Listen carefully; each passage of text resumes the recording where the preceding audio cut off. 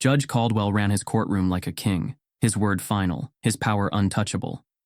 But when he publicly humiliates the wrong man, he unknowingly signs his own downfall. Big Shaq doesn't need revenge. He has something far more powerful. As the truth spreads, the judge watches his career crumble in front of the world. How do you survive when justice is no longer in your hands? Before we deep dive into this interesting story, subscribe to our channel and tell us where are you watching from. Share in the comments below.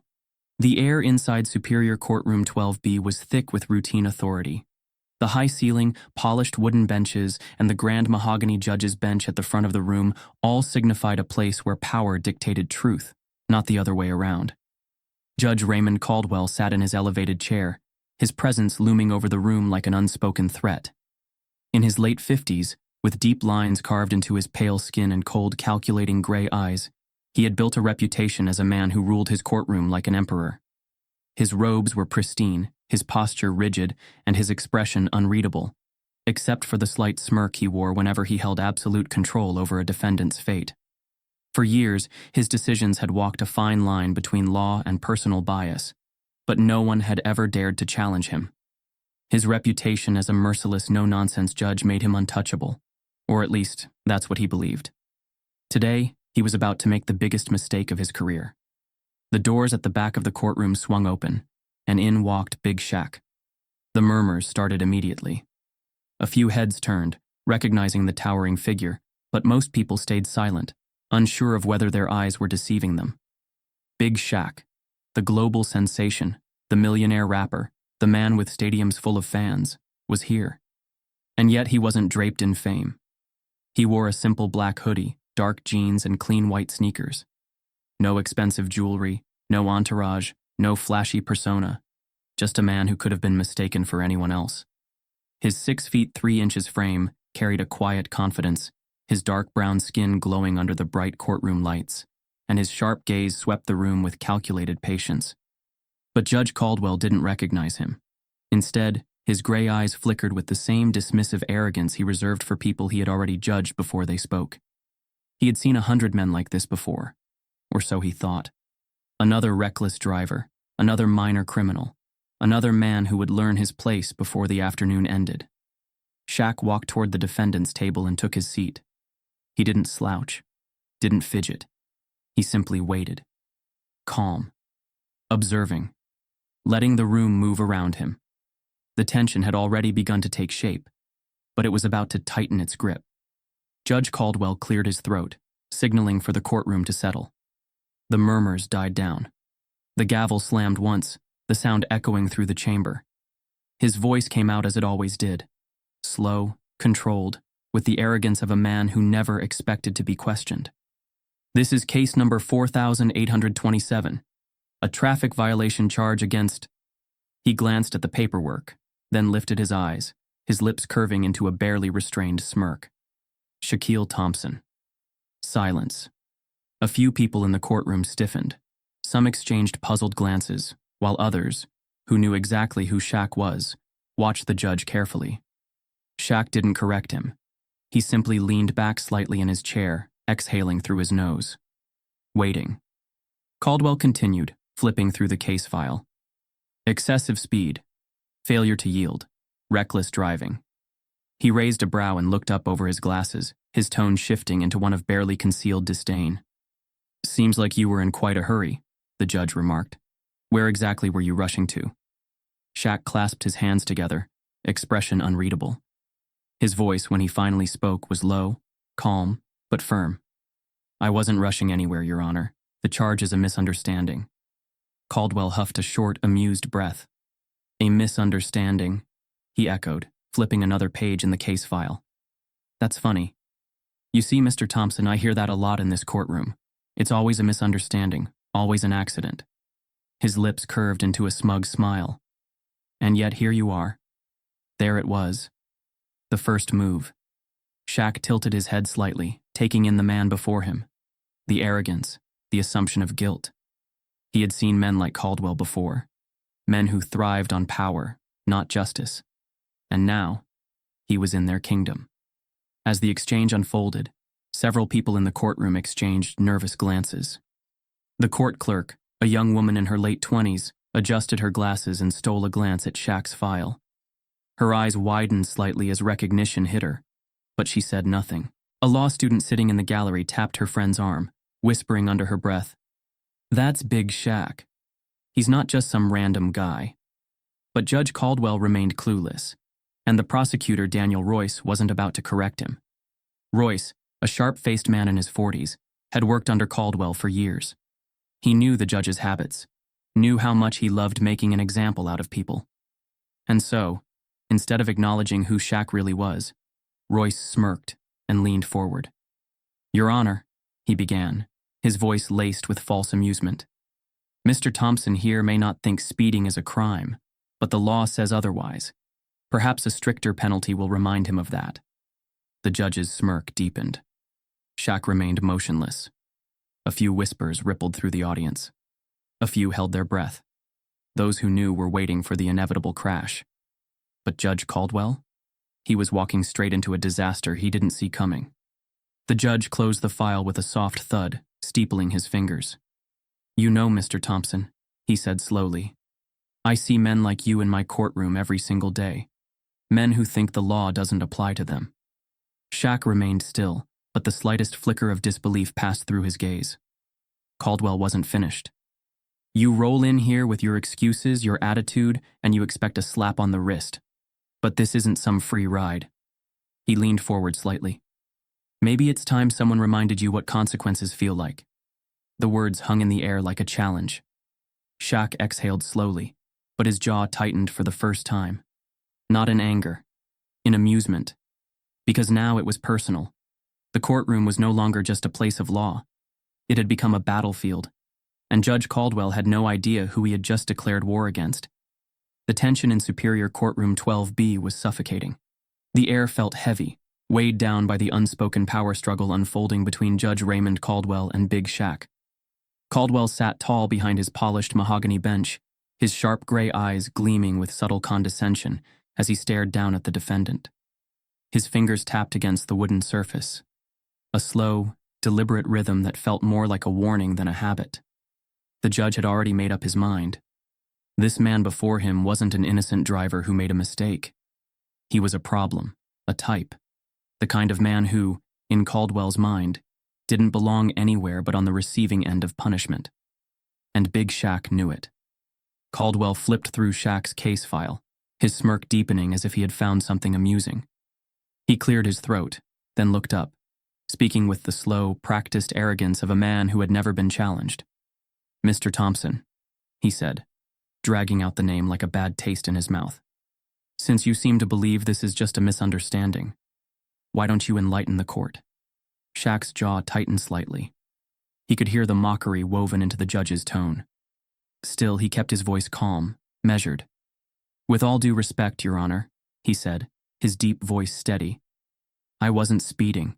The officer who pulled me over—" "Oh, so now it's the officer's fault?" Caldwell interrupted, leaning back in his chair. His smirk widened. "Let me guess. You were just minding your business, driving along, and somehow found yourself pulled over for no reason at all?" A soft murmur rippled through the courtroom. Shaq didn't blink. "I'm saying that I was within the speed limit," he replied, his tone carefully controlled. "And I believe the charge against me is exaggerated." Caldwell huffed, shaking his head in mock disbelief. "Incredible," he mused. "Another man in my courtroom who thinks the law just doesn't apply to him." Daniel Royce, the prosecutor, chuckled under his breath. He was a sharp-featured man with slicked-back dark hair and a permanent smirk. For the past 5 years, he had stood at Caldwell's side, playing his part in the unspoken hierarchy of the courtroom. And today, he was ready to play along once again. "Your Honor," Royce said smoothly, stepping forward. "It's clear Mr. Thompson isn't taking this seriously. Perhaps a stronger financial penalty will remind him of the importance of traffic laws." Shaq's expression remained unreadable, but something in his gaze sharpened. From the spectator benches, a young journalist named Olivia Grant leaned forward slightly, her brows knitting together. She had been covering court cases for 2 years, but this wasn't a hearing, this was a performance. The judge's mocking tone, The prosecutor's unnecessary push for a higher fine, the way the courtroom seemed to be collectively holding its breath, it all felt wrong. Beside her, a law student named Connor Hayes shifted uncomfortably. He had spent months observing different judges, studying their behaviors. But this wasn't law. This was power being abused in real time. A few rows ahead, Marissa Clark, one of the senior court clerks, tapped her pen against her notepad, glancing at Shaq's file again. Her lips pressed into a thin line. She knew exactly who he was. So did a handful of others. But the one person who didn't? Judge Caldwell.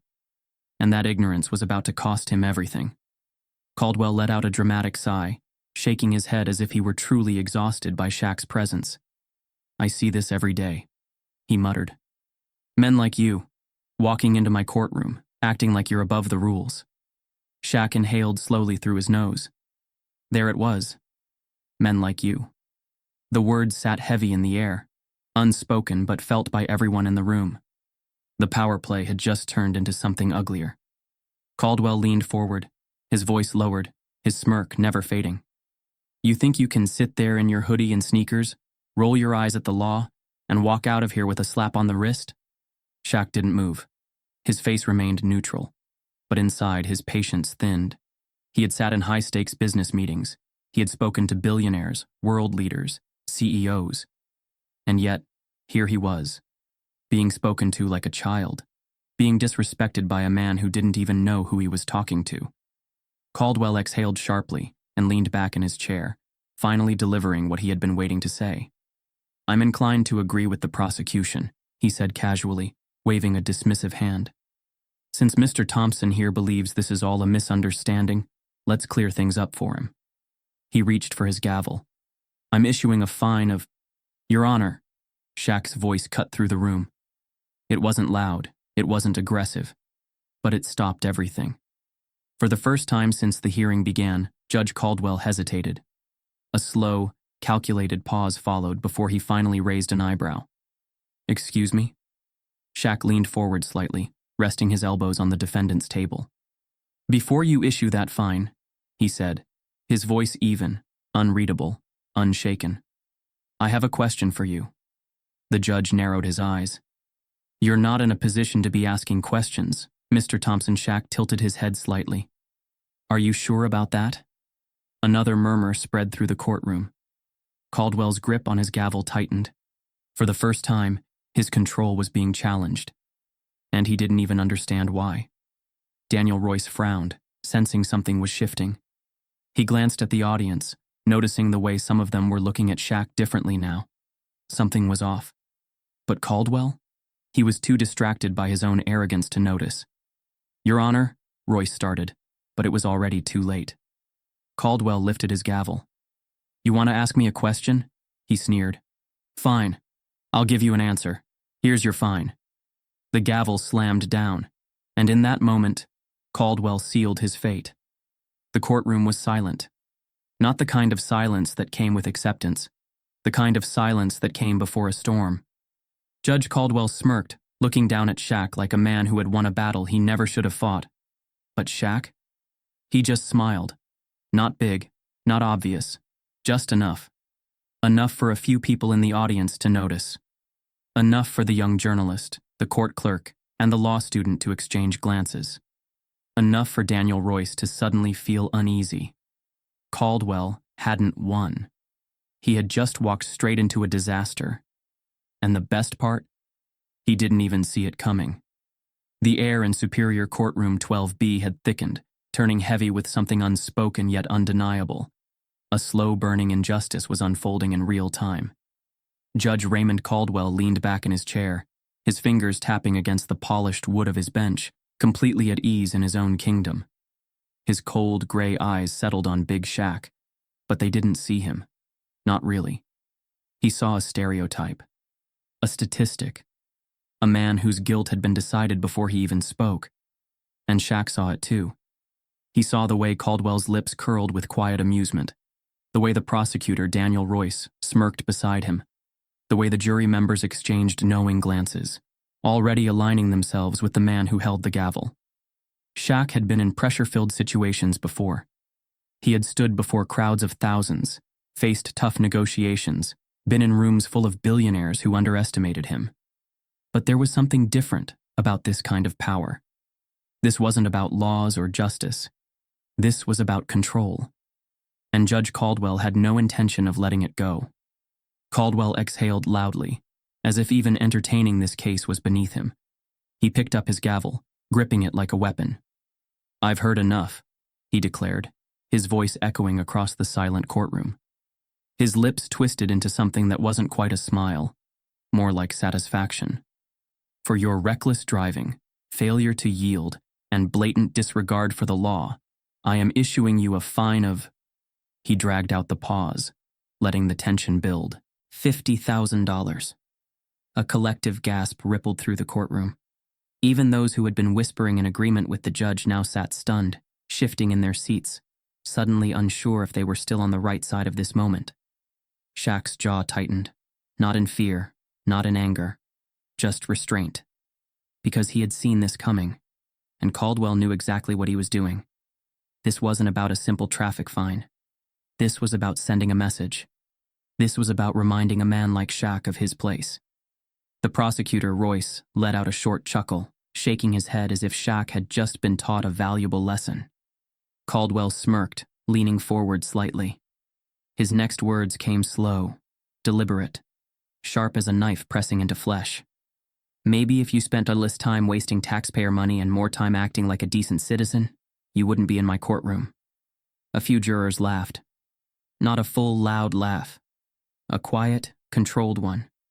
The kind meant to humiliate without drawing too much attention. The courtroom felt smaller. The air thicker. Even those who had supported the judge before suddenly looked uncomfortable, shifting in their seats, avoiding eye contact. Because this wasn't about law anymore. This was personal. Shaq slowly exhaled, his broad shoulders rising and falling. Every instinct in him told him to push back, to call this out for what it was. But he didn't. Because that's what Caldwell wanted. He wanted Shaq to react. He wanted a reason to escalate this. So Shaq did the one thing Caldwell wasn't expecting. He smiled. Just slightly. Not enough to be disrespectful, but just enough to be noticed. Caldwell's smirk faltered for half a second. It was quick. Barely there. But Shaq saw it. So did Olivia Grant, the young journalist sitting in the back. She leaned forward slightly, her fingers tightening around her notepad. The court clerk, Marissa Clark, noticed it too. Her pen, which had been moving steadily, suddenly stopped. Even Connor Hayes, the law student, saw it.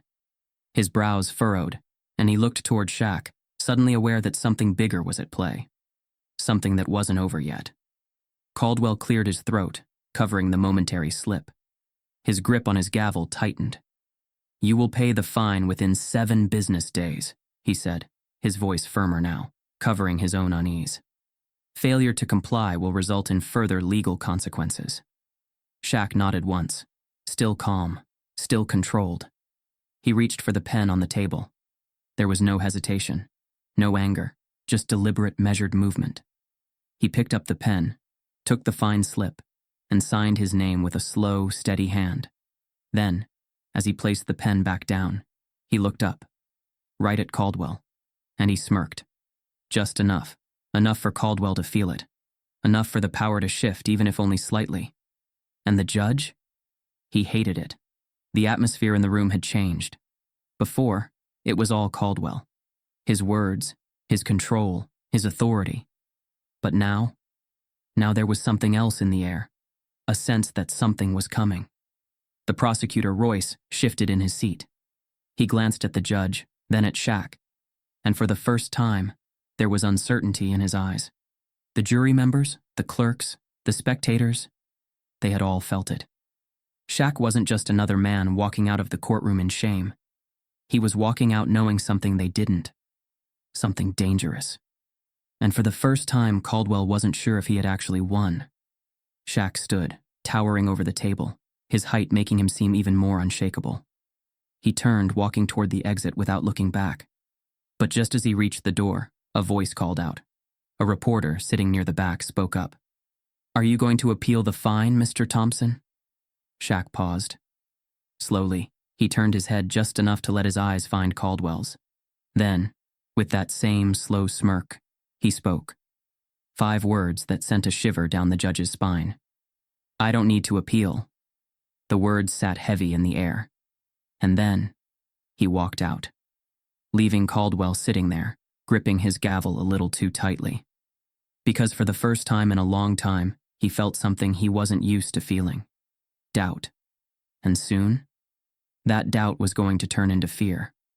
The heavy courtroom doors had barely swung shut behind Big Shaq when it happened. A single voice, sharp, unwavering, and unexpectedly bold. "Your Honor." The room, which had started to settle, snapped back to attention. Heads turned. Conversations died mid-whisper. Even the hum of the air conditioning seemed to quiet. All eyes shifted to the back of the courtroom, where a young woman, no older than 28, stood with a notebook clutched in her hands. Olivia Grant, a rising journalist, sharp-minded, tenacious, and dangerously unafraid of making people uncomfortable. Judge Raymond Caldwell's brow furrowed in irritation. His fingers, which had just begun to relax around his gavel, tensed again. The arrogance that had painted his face all afternoon twitched, flickering with something new. Annoyance. Because she had just done something no one ever did. She had challenged him, and she wasn't finished. Olivia took a bold step forward, her voice ringing through the silent courtroom. "Do you even know who you just fined?" The words landed like a gunshot. Murmurs erupted instantly.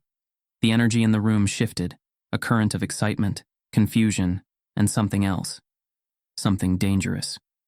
Caldwell's smirk faltered, his back stiffened. He shot a glance at the court bailiff, as if expecting him to immediately silence the disturbance. But even the bailiff hesitated. Something wasn't right. Something was happening that Caldwell didn't control. And for the first time that day, uncertainty crept into his gut. At the judge's left, Marissa Clark, the court clerk, exchanged a sharp glance with the bailiff. She had seen the way Big Shaq carried himself, the controlled confidence, the calm smirk even when being belittled. She had seen the moment Olivia spoke up, the way some of the jury members tensed, as if suddenly aware of what they had been a part of. And more than anything, she had seen the danger in the judge's miscalculation. With a quick motion, she leaned in and whispered something to the bailiff. His expression shifted. Caldwell, still glaring at Olivia, barely noticed as the bailiff turned, quickly scribbling a note on a yellow slip of paper. Barely noticed when the note was folded. Barely noticed when it was silently handed to him. But when he did notice, when his fingers instinctively unfolded the note and his gaze dropped to the first line, his face drained of color. Caldwell's eyes froze on the words. It wasn't long. It didn't need to be. Just 3 short lines, scrawled in precise, urgent handwriting. Shaquille, Big Shaq Thompson. Net worth, $320 million. Global icon, philanthropist, investor. The gavel in his hand felt heavier. His pulse slammed against his throat. He felt the weight of the room shift, not physically, but in a way that was far worse. He knew what was coming, and he knew he couldn't stop it. For the first time since the hearing began, Caldwell hesitated. The courtroom, now filled with whispers and exchanged looks, was watching him closely. Waiting. The prosecutor, Daniel Royce, leaned forward, frowning. He noticed the way Caldwell's hands tensed around the note. He noticed the faint tremor in the judge's jaw. And suddenly, he wasn't so sure he wanted to be standing next to him anymore. The silence stretched. Long, painful, humiliating.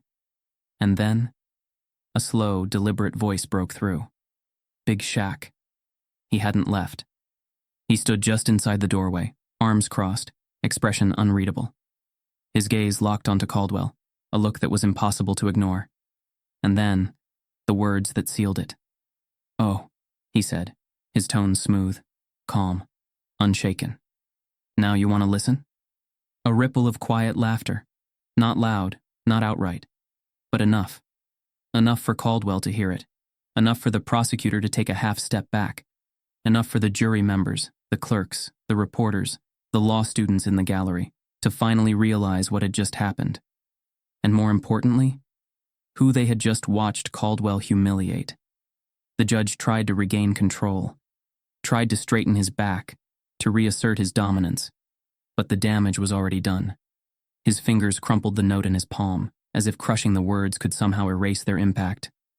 It couldn't, and he knew it. The room had changed, and now, for the first time, Caldwell was the one on trial. Caldwell's breath came shallow, controlled. He knew what was next. The headlines, the scrutiny, the recordings, already being sent out from phones that shouldn't have been recording in the first place. The slow unraveling of everything he had built. Because if there was one thing that was certain, it was this. He hadn't just found a man, he had found a brand. A man with reach, with influence, with power that didn't rely on a gavel. A man who could turn the world's eyes onto this moment with a single post. And as Shaq stood there, watching him, Caldwell understood one terrifying truth. It was already too late. Olivia Grant, still standing, slowly shut her notebook. Her job was done. The story had already written itself. And as the judge sat there, his chest rising and falling faster than before, she made sure her voice was loud enough for everyone to hear.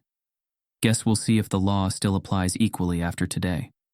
Caldwell flinched. The words cut. Because for the first time in a long time, he wasn't the one delivering the sentence. Shaq gave Caldwell one last look. Not a threat. Not a challenge. Just a fact. The fact that he had already won.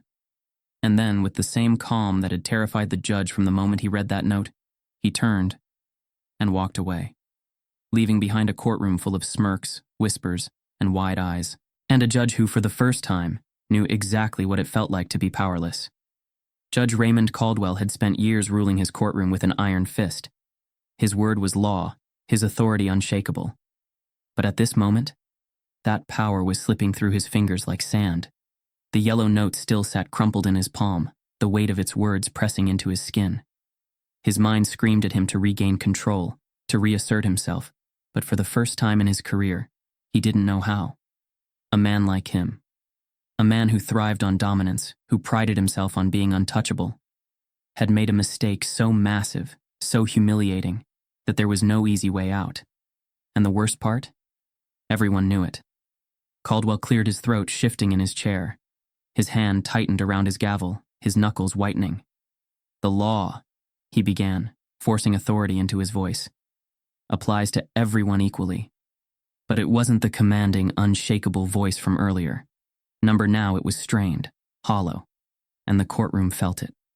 There was a beat of silence, and then a ripple of hushed laughter.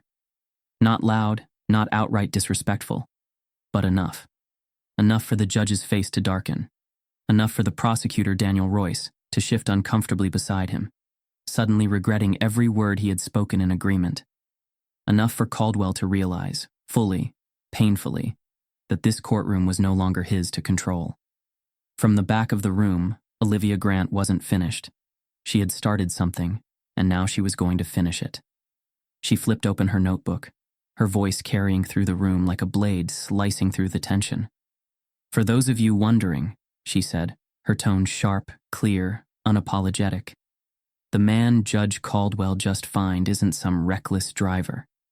She glanced down, reading the words she had already memorized. He's Shaquille Big Shaq Thompson, a world-renowned entrepreneur, philanthropist, and investor with a net worth exceeding $320 million. Caldwell's jaw locked. More whispers, more heads turning, more people realizing that they had just witnessed the most embarrassing moment in this judge's entire career. But Olivia wasn't done. She turned a page, continuing without hesitation. He's founded over a dozen charities, including education scholarships for underprivileged youth. He's been recognized internationally for his contributions to community development and social justice. She snapped the notebook shut. And he's been in this courtroom for over an hour, being mocked, belittled, and treated like a criminal, by a judge who didn't even know who he was talking to. Caldwell's breathing was shallow now. His fingers clenched so tightly around the gavel that his hand trembled. Because there was no coming back from this. For years, Caldwell had commanded the room, dictated the rules, played his game of subtle racism and unchecked ego. And now, he was the one under judgment. His own courtroom had turned against him. The jury members, once passive, now exchanged awkward glances, clearly distancing themselves. The court clerks and staff, people who had worked under Caldwell's rule for years, sat stiffly, their expressions unreadable. But the most telling reaction? The prosecutor. Daniel Royce, once standing tall beside the judge, now took a cautious step back. For the first time, he saw what was coming. The headlines, the backlash, the career-ending fallout, and he wanted no part of it. Caldwell's mind raced. Fix this. Fix this. Fix this. He cleared his throat again, forcing his lips into a tight, forced smile. I was simply enforcing the law, he said, his voice now coated in artificial calmness. But no one believed him anymore, because the room had already decided. The courtroom belonged to Big Shaq now. And Caldwell? He was just a man trying and failing to outrun his own arrogance. Shaq, still standing near the exit, hadn't spoken since his last words. He hadn't needed to, because his silence said more than Caldwell's gavel ever could. He let the moment hang, stretching the judge's discomfort to its breaking point. Then finally he turned. Not to leave. Not yet. He turned just enough to look Caldwell in the eye. And he smirked. That same slow, controlled, effortless smirk. And Caldwell broke. It wasn't obvious, not at first. But his fingers twitched, his jaw clenched, his legs shifted slightly.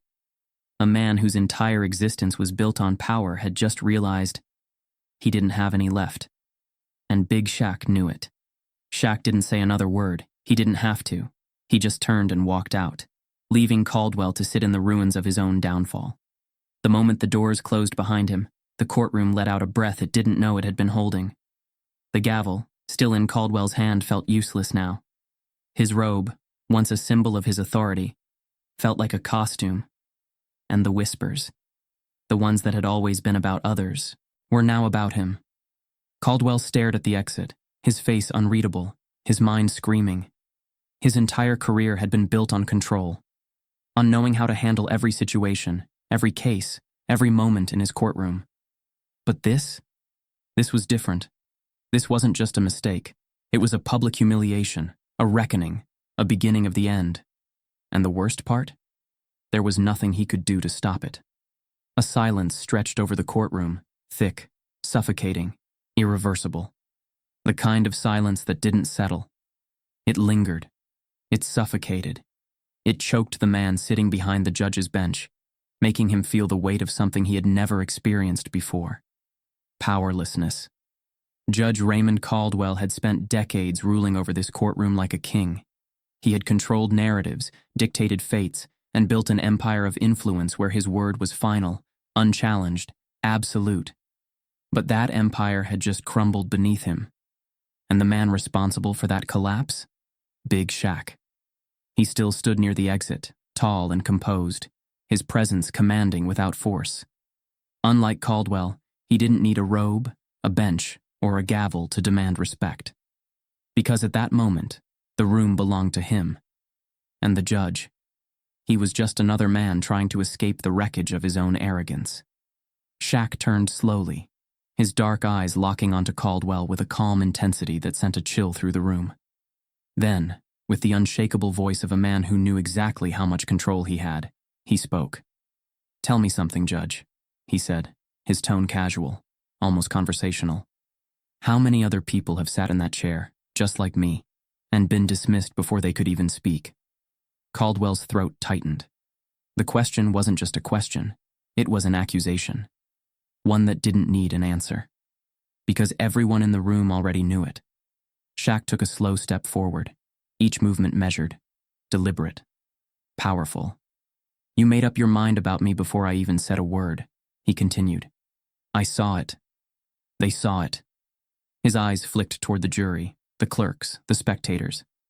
And now the whole world is about to see it. A sharp inhale echoed from the back of the room. Olivia Grant. The young journalist had been tweeting since the moment this hearing had turned from a simple case into a scandal. But now, Now she was typing furiously. Her fingers flew across the screen of her phone, each word carefully chosen, each sentence designed to tell the world exactly what had just happened. And the moment she hit send, it was over. The story wasn't just in the room anymore, it was everywhere. Within minutes, the courtroom's energy shifted. Phones vibrated, screens lit up. Court clerks, law students, even jury members began checking their devices, scrolling, reading. And what they saw? A storm brewing in real time. Olivia's tweet had taken flight. Breaking. Judge Caldwell humiliates man in court, without realizing he's a global icon and philanthropist. Full story developing. Courtroom scandal. The numbers beneath the post exploded instantly.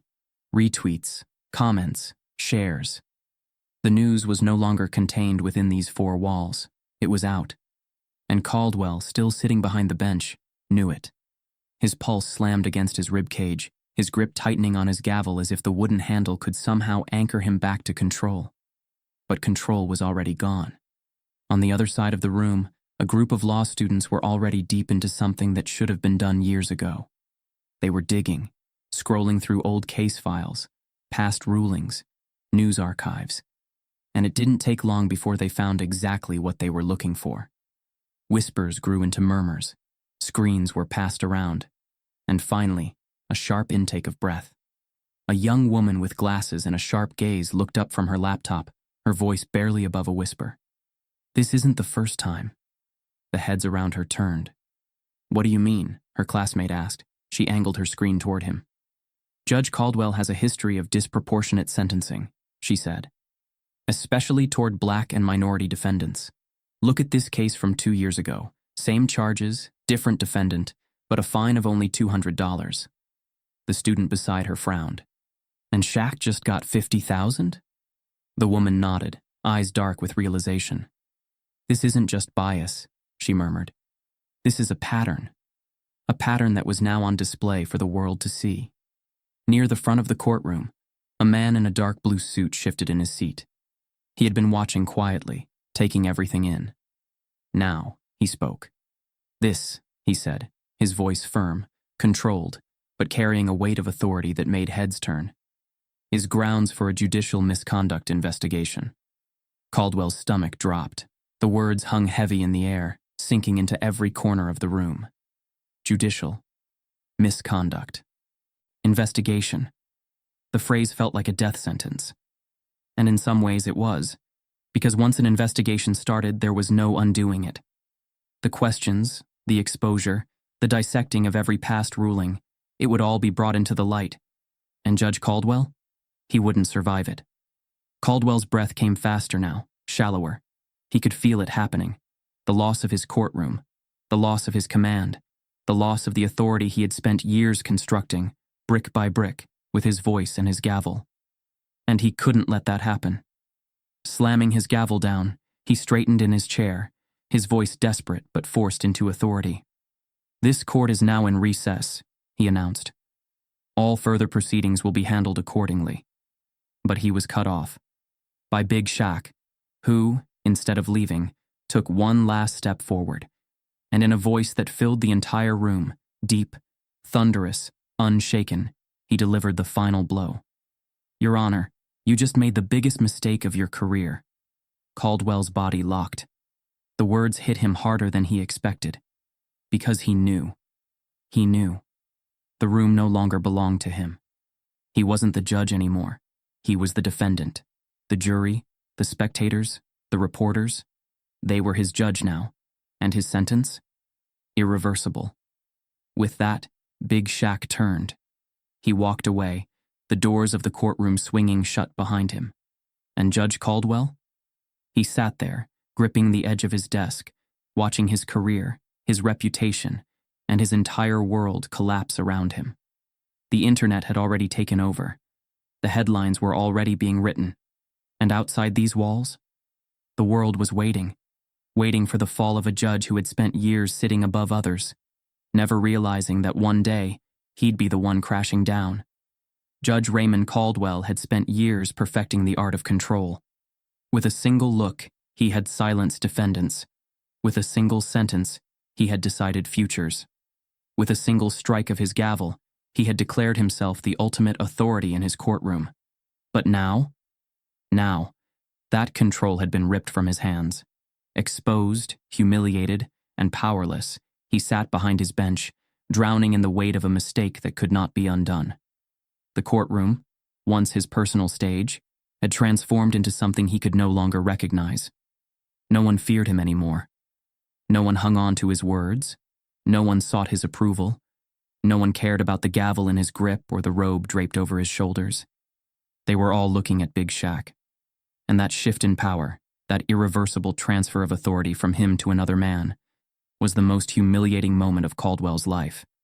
He could feel the heat creeping up his neck, his robe suddenly feeling too heavy, too suffocating. His hands trembled as he gripped the edges of his bench, his knuckles white with tension.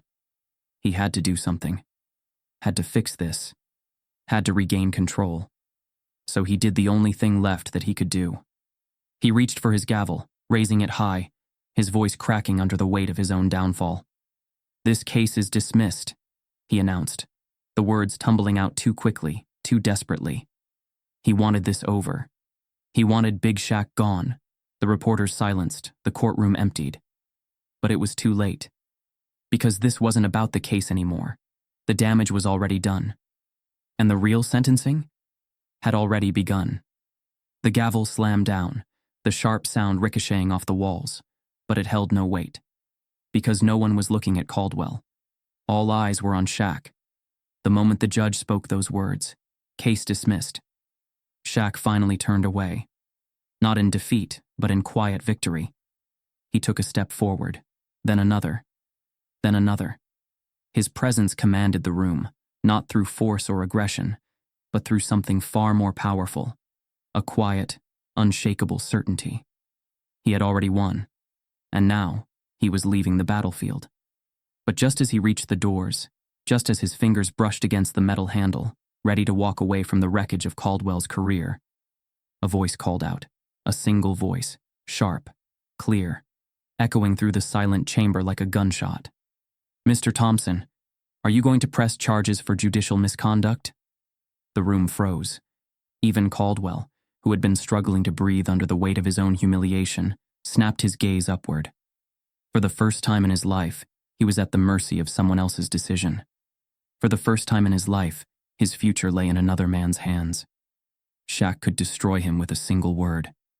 The thought alone was enough to make Caldwell's stomach twist, his heart hammering so hard he swore it would pound right out of his chest. He felt the sweat dripping down his spine, the unbearable heat suffocating him beneath his robe. If Shaq pressed charges, if he took this beyond the courtroom, into the world of legal investigations and public trials, Caldwell would lose everything: his position, his reputation, his power, his entire legacy, his entire existence as he knew it would be over.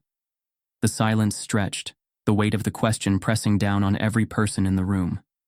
Shaq, still facing the exit, paused. For a long moment, he didn't move, didn't speak, didn't react. The tension thickened, so heavy that no one dared to breathe. And then, finally, Shaq turned his head slightly, just enough to let his gaze flicker back toward the judge. He met Caldwell's eyes, hold them, and smirked. A smirk so effortless, so calculated, that it sent a cold chill slithering down Caldwell's spine. Then, finally, Shaq spoke. "I don't need to," he said, his voice deep, smooth, dangerously calm. The world already saw it happen. The words landed like a bomb. Caldwell's chest tightened, his vision blurring at the edges. Because he knew Shaq was right. He didn't need to file charges. He didn't need to pursue legal action. Because the damage was already done. The entire courtroom had witnessed it. The entire internet had already seen it. The headlines were already being written. And the world?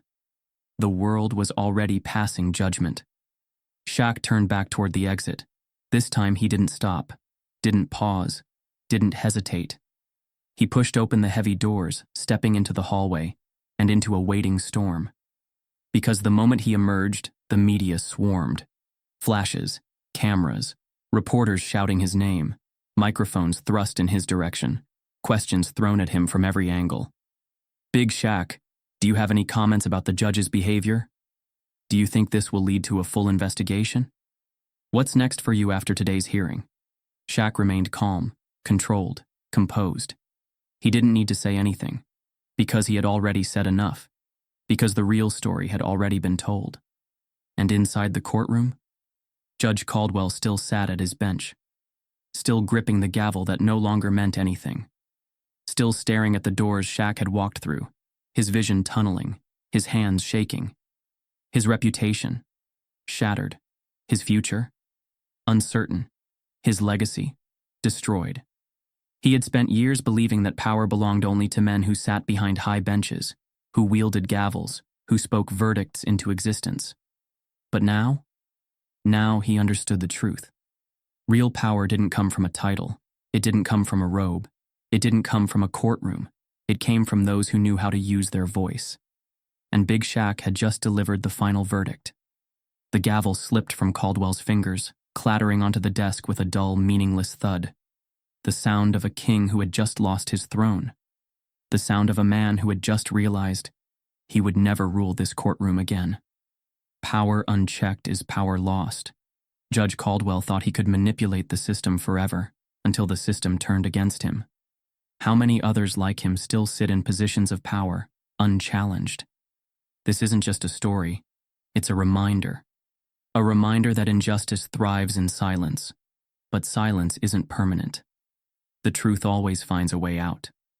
Watch, share, and speak up. Because when the world is watching, even the most powerful must answer for their actions.